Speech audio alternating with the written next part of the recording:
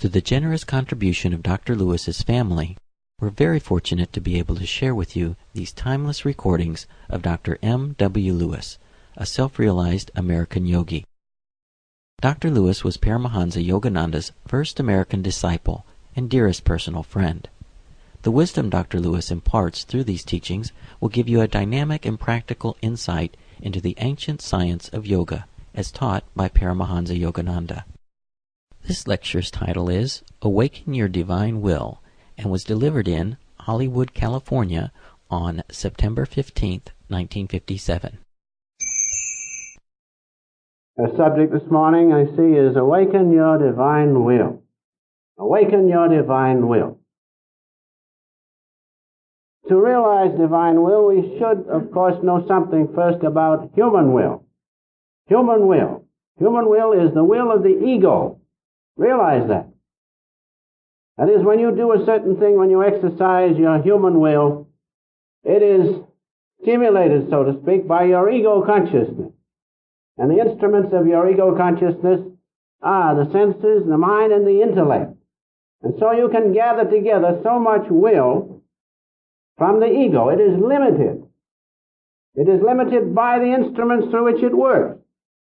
But when you utilize divine will, or when you supersede this human will by divine will, it is unlimited. Because through divine will, creation has come. All things have been made, have come from what? From God's divine will. And so you can see that if you can supersede your human will by divine will, you can realize that your powers are unlimited. And there's nothing, no obstacle that cannot be overcome.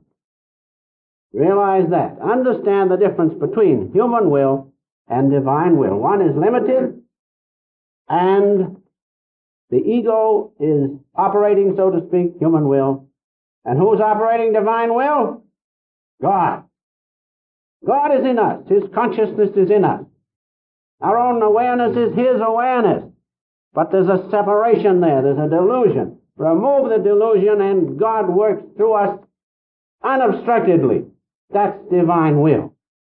Now realize the difference. People try to do things by the power of their own will. Ego-operated will. It's impossible.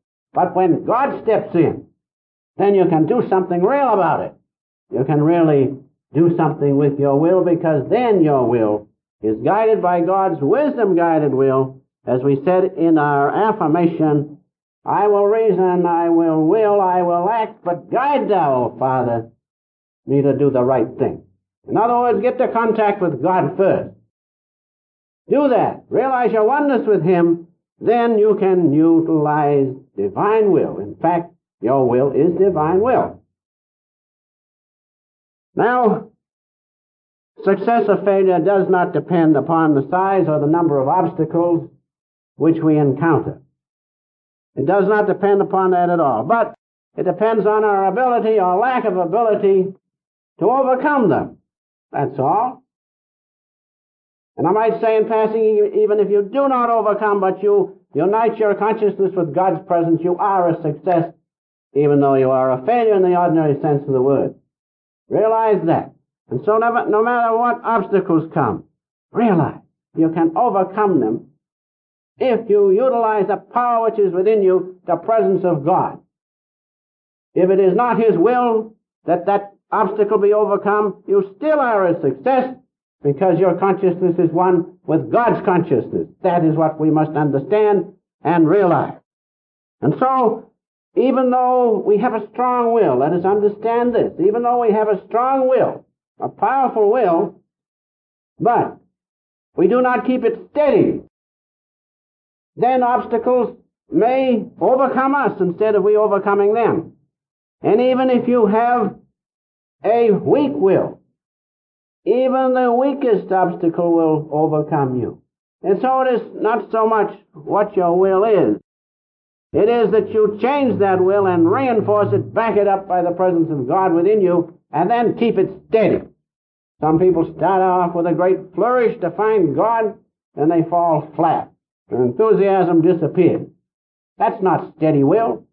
But he who keeps at it, everlastingly at it, realizing he wants one thing, God alone, then his will, even though it is weak, is steady, then it grows.